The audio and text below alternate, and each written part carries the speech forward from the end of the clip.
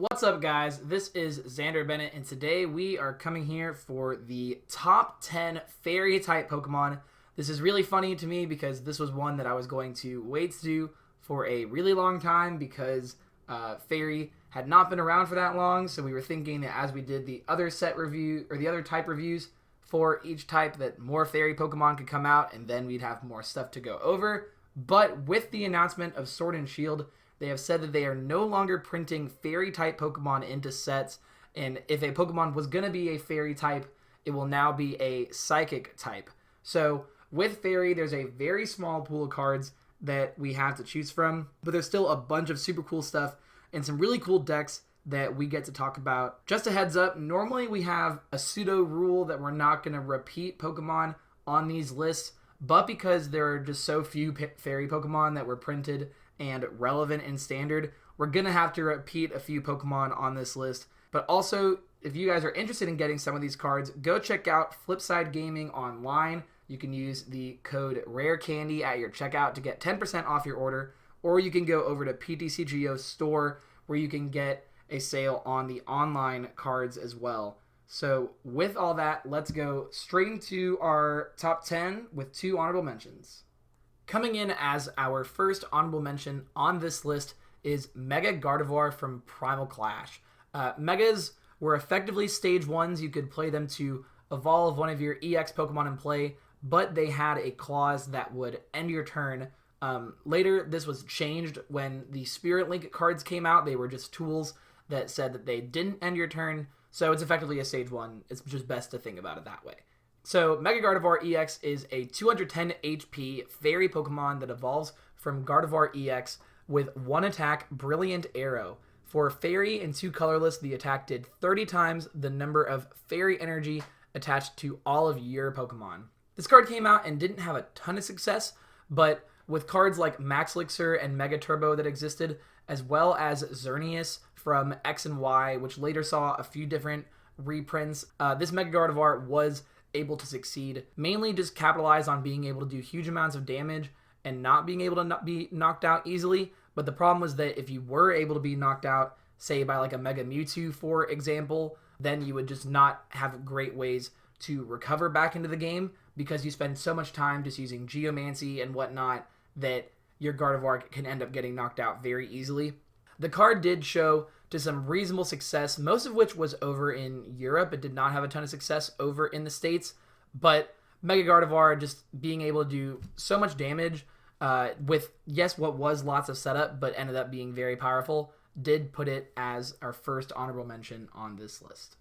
Coming in as our second honorable mention is Xerneas from Breakthrough. Xerneas is a 120 HP basic Fairy Pokemon with the relevant attack Rainbow Force. For Fairy DCE, this attack does 10 damage plus 30 more damage for each different type of Pokemon on your bench. This card was really cool because it kind of turned into this basic, slightly more luck-based Mega Rayquaza, where the trade-off was that you were using a single prizer instead of a 2-prize Pokemon, but you were also a little bit more scattered in terms of what your deck was doing. Eli Kovitz got second at a regionals in Washington in 2016 with this deck that featured Ho-Oh EX to bring back energy, as well as Energy Switch to power up the Xerneas. And then you would just play a bunch of different EX Pokemon that you could get off of Hoopa EX like Keldeo or Yveltal, Jirachi, Shaman, so you could just flood your bench as fast as possible. And then Skyfield made it so that the deck could just do numerous amounts of damage on multiple different Pokemon. A week or two later, I got top 32 at a regional with this deck with a few differences, and the deck just did not see much more play outside of that. It randomly saw play throughout Expanded, but never became a tier 1 force. My favorite finish for the deck is so cool. The deck won Juniors Nationals in Standard in the hands of Reagan Rensloff, which played a lot of the dual-type Pokemon from Steam Siege that counted as 2 different types. So the Galvantula that could snipe 2 of their Pokemon was super useful against Greninja, but also just provided 2 different types for this deck. Volcanion EX was 2 different types, and then there were just some random Pokemon that you played, like an Alolan Diglett that did absolutely nothing to help the deck, but it did more. It made it so you could do more damage. Instead of playing Ho-Oh, the deck played Max Elixirs and still played some energy switches so you could move the energy to your active, but then you would just attack the same way and do as much damage with Skyfield. The deck was super cool and really interesting. One of my favorite decks that I've probably played in a long time, but just did not see that much success, and so that's what keeps it down here in the honorable mentions. Coming in at number 10 on our list is Slurpuff from Phantom Forces. Slurpuff, 90 HP, stage 1 Pokemon that has the ability Tasting. Once during your turn, you may draw a card. If this Pokemon is your active Pokemon, draw one more card. So that's the entire relevant part of this card. Slurpuff was a nuisance in the Seismitoad Slurpuff deck that existed right as Phantom Forces came out, and honestly still during the printing of Shaman and then the banning of Trump Card. Slurpuff was just an engine that the Seismitoad deck was able to use to just rapidly draw through their deck as fast as possible, and then you would reuse cards like Lysander's Trump Card so you could put all of the annoying cards from your discard pile back into your deck to use them again. Seismitoad came out in Furious Fist, and then Slurpuff came out right after, and then this deck just existed all the way through that time period and was just super obnoxious because the damage from Seismitoad didn't even matter that much when you had lasers and stuff you were putting them to sleep with, and then Crushing Hammer to get rid of their energies. And then before you knew it, you would have taken 6 prizes while just stalling them out for even just 4 or 5 turns because the damage racks up so fast from all these other multipliers. Slurpuff then made it just so that you could have any amount of options that you needed. You were end-proof, which was relevant because if they end you, that could be a way that you drop the lock, because if they end and then took a knockout, then you might whiff a DCE. So Slurpuff helped you out a lot with that. And then you could just send it up active and then draw an additional card, then play a switch to put it back to your bench to use Seismitoad. So Slurpuff was definitely a support Pokemon in that deck, but it was super neat watching that deck succeed. Another less degenerate deck that played Slurpuff was the Flareon Slurpuff deck that existed during the same time frame right after Phantom Forces came out, using Flareon from Plasma Freeze to Vengeance, doing damage based off the number of Pokemon in your discard pile.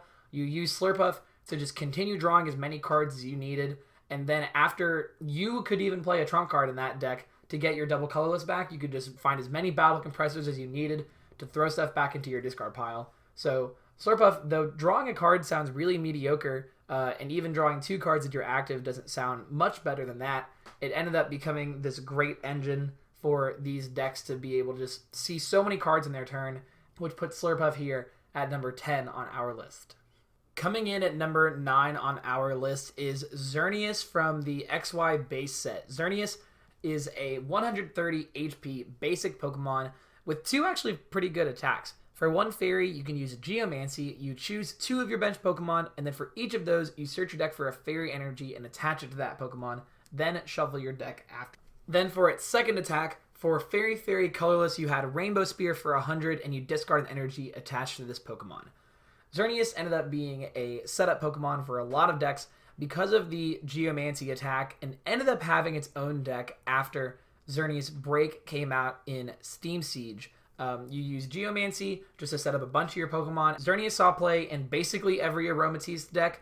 There was the Mega Kangaskhan Aromatisse deck that got top 4 at the Worlds in 2014. There was a Florges EX deck that Britt Priebus played to success at a St. Louis Regionals, making top 8 with that deck was super unique.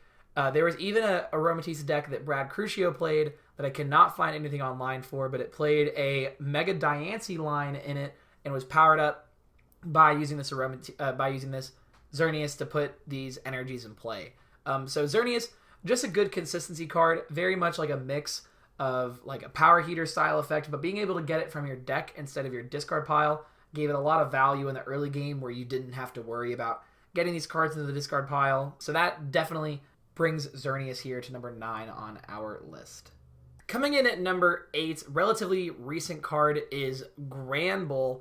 Granbull is a stage 1, 130 HP fairy Pokemon with the main attack all out. For 1 fairy, you do 30 plus, and then if you have no cards in your hand, this attack does 130 more damage. So this sounds absolutely terrible, because why would you not want to have any cards in your hand? But being able to just do so much damage so efficiently, and then having good engine cards around it, made Gramble become I would say a tier 2 deck in the metagame. Gramble's highest finish was that it got second at Sao Paulo Nationals in the hands of Nicolas Gallas.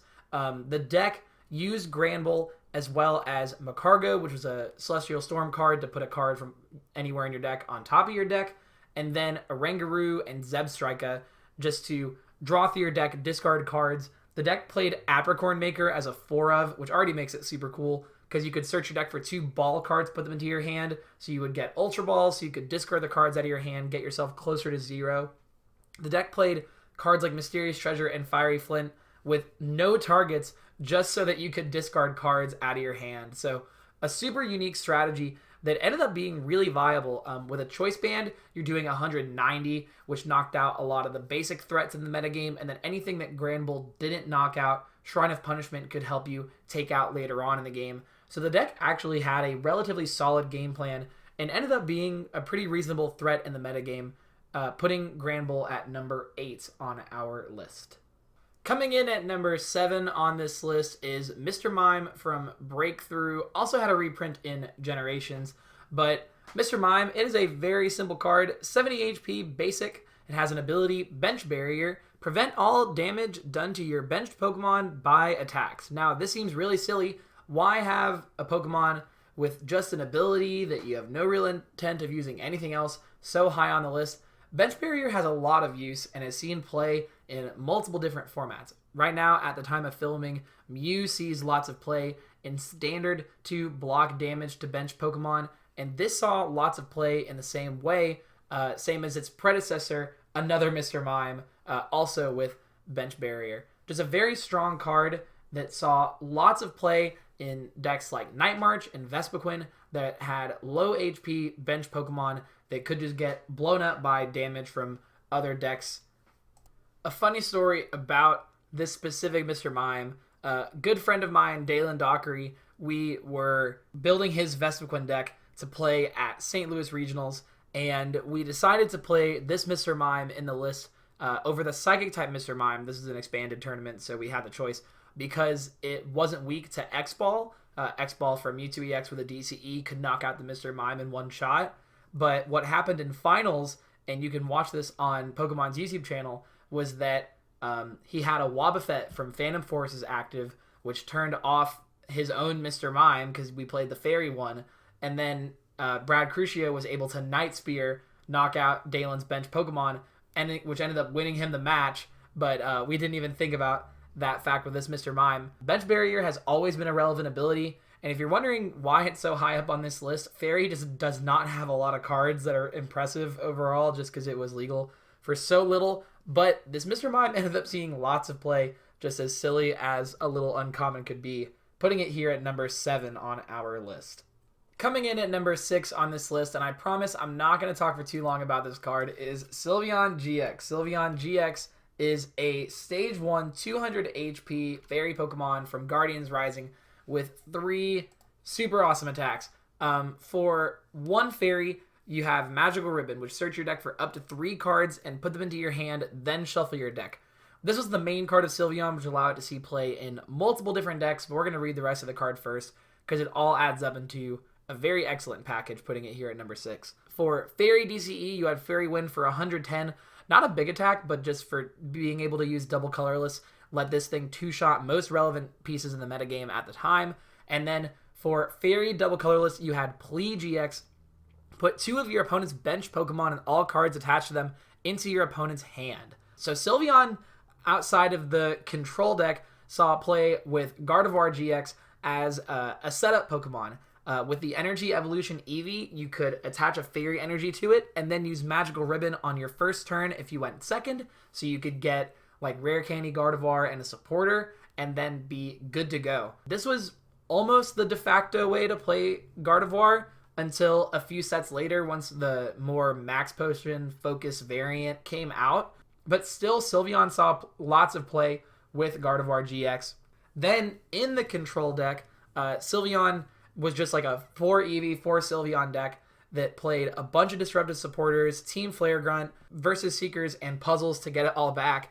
And then later on, also played Gardevoir in different variations so that you could take a big knockout on something with lots of energy in case you couldn't get rid of it with your Crushing Hammers and your Flare Guns. So this Magical Ribbon attack, which if you've played Steven's Resolve in Standard, this is basically the exact same thing on a Pokemon. Just allowed you to get all these excellent cards into your hand, build up a huge hand size, and then in the Gardevoir attacking deck, you could just get so many energies in the board, so many evolutions, or in the control deck, you could just deal with every single thing that they had. And the fact that this card was able to be successful in both of those styles of decks puts it here at number 6 on our list. Coming in at number 5 on this list is Mega Gardevoir EX. Mega Gardevoir EX, this being the Steam Siege one, is a dual-type Fairy and Psychic-type Pokemon with the attack Despair Ray. For Fairy Colorless, you could do 110 and then discard as many of your bench Pokemon as you like. This attack does 10 more damage for each bench Pokemon you discarded in this way.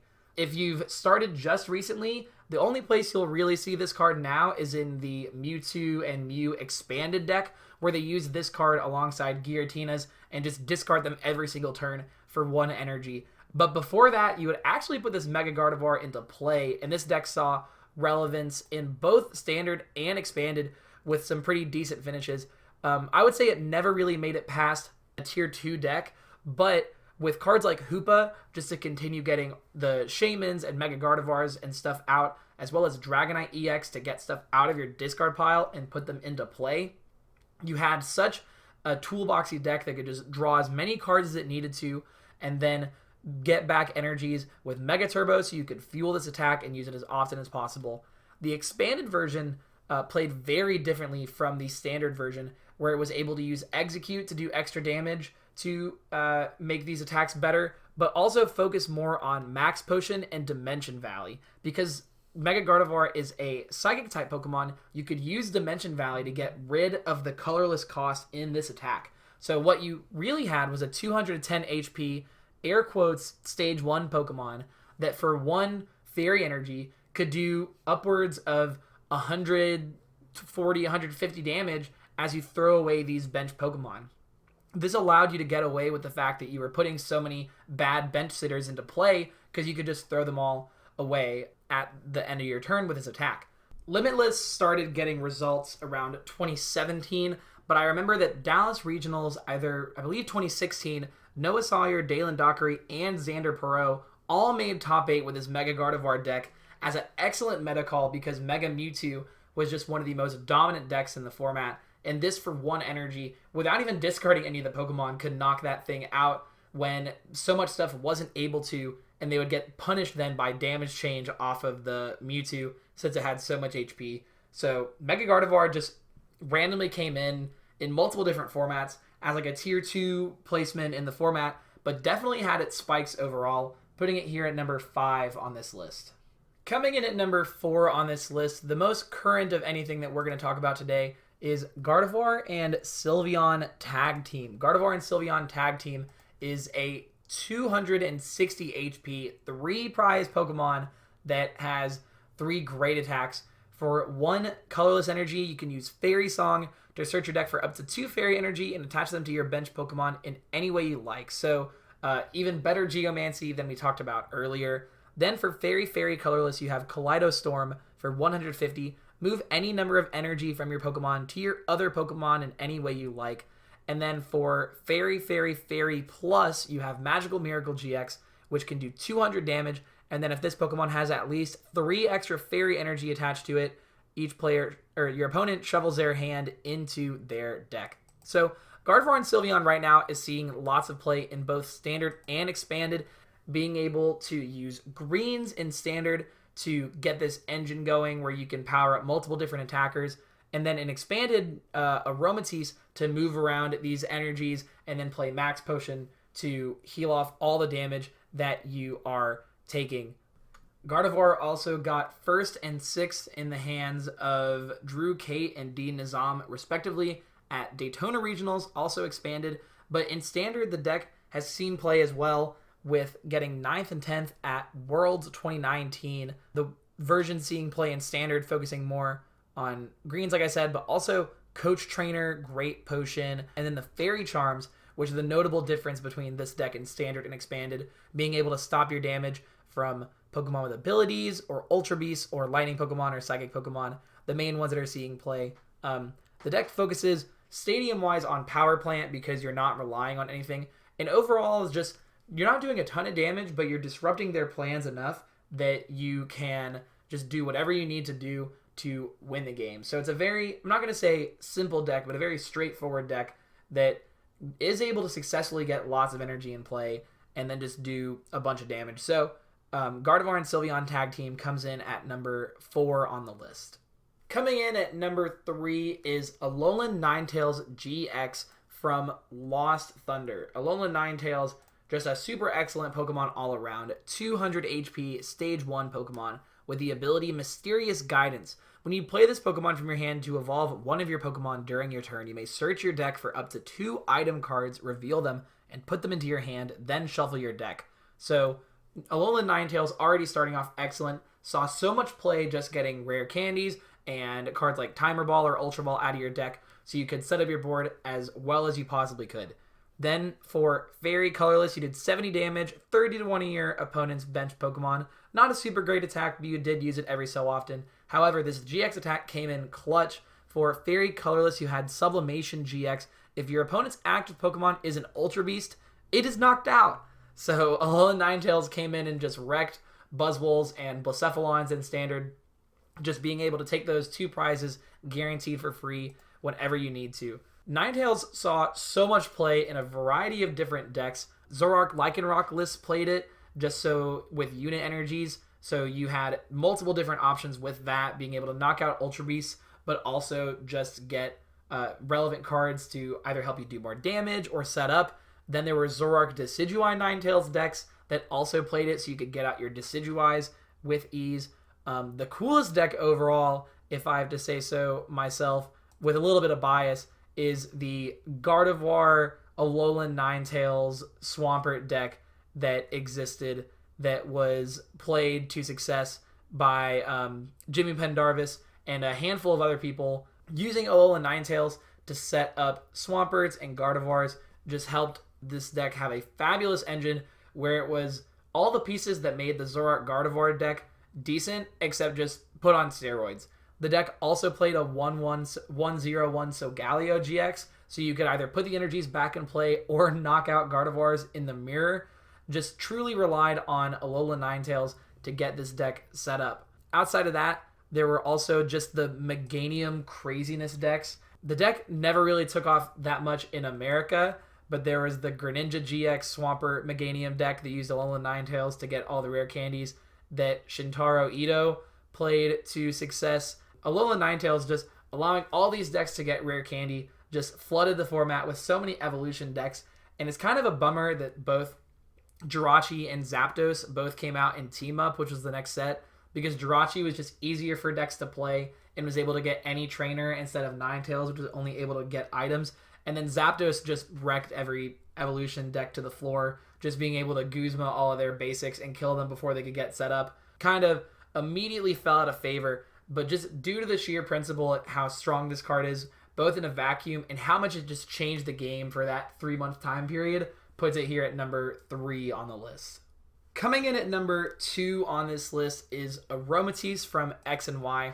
We've already talked about this card a ton, but we just cannot do this top 10 without talking about it as an individual card and how many decks it's made succeed during its time in both Standard and Expanded. Aromatisse is a 90 HP Stage 1 Pokemon, which means it's searchable by Level Ball, that has the ability Fairy Transfer. As often as you like during your turn, you may move a Fairy Energy attached to one of your Pokemon to another one of your Pokemon. So all of these Gardevoir Sylveon decks that are moving around energy, Aromatisse was a star in. In Standard, Aromatisse saw play in a bunch of different just like toolbox decks. There was like a Plasma Aromatisse toolbox, but there was just a big Basics Aromatisse toolbox deck that saw success. The most obnoxious but also crazy dominant deck was the Seismitoad Malamar Aromatisse deck that Orion Craig created and Kyle Sablehouse destroyed the marathon with in 2015, I believe, that you would attach your energies to Malamar, which would automatically put them to sleep, and then you would use Fairy Transfer to move them to Seismitoad, so you would Quaking Punch them. So now they have an Asleep Pokemon as their active, and you're item locking them, so they can't do anything to get it out of the active. And then there were special energies like Rainbow, and I believe also Prism that were legal in this format, so you could just move the energies around that could count for multiple different types, but also counted as Fairy type, so that you could move them around.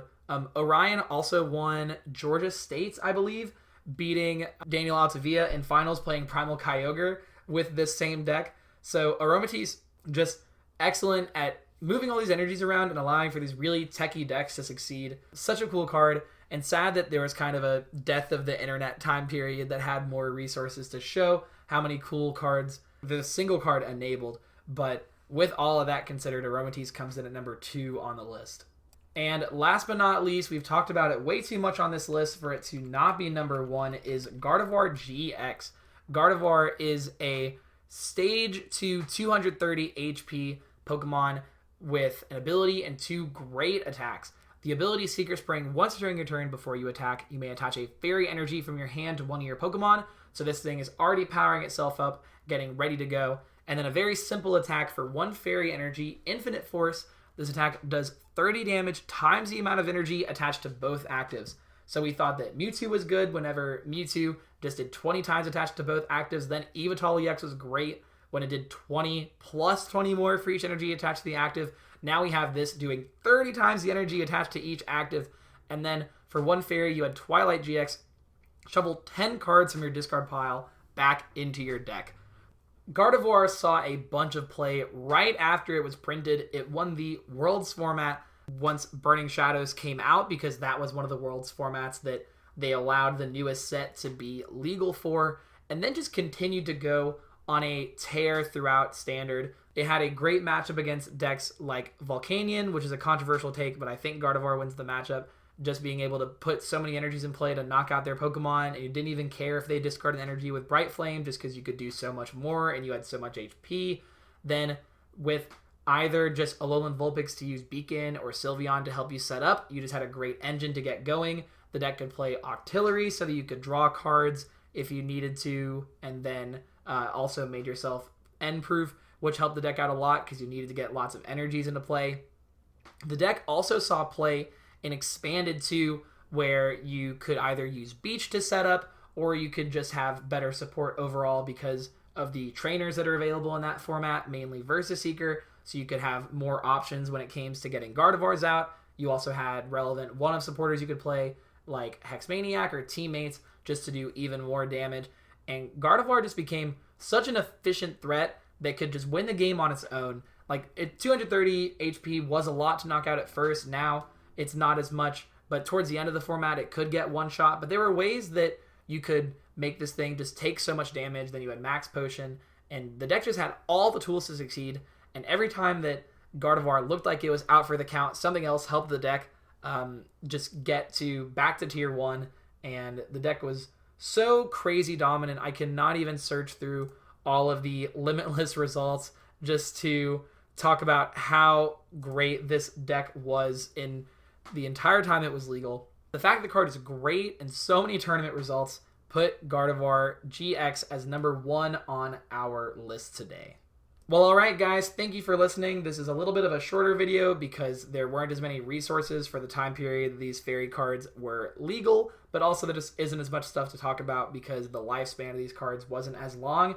But go ahead and let us know what you think in the comments. Did the cards that we chose match what you thought was going to be in the top 10? Do you think that the order needs to be switched at all? Is there anything that you think that we left out? Or just talking about the future of the trading card game. What are your thoughts about the fairy type being removed from the trading card game? I'm a little bit disappointed just because fairy is one of my favorite types, both in the games and the trading card game. But outside of just favoritism, do you think that it's a good change that's being made to the game? Let us know in the comments. Give this video a like, comment, subscribe if you haven't. You can ring the little bell to get notifications about when our videos come out. You can find us on Instagram, Facebook, Twitter, and also Patreon, where you can get exclusive content there, see our deck list before tournaments. So there's all that good stuff. This is our top 10 fairy video. Signed out. Thank you guys for listening. Have a great day.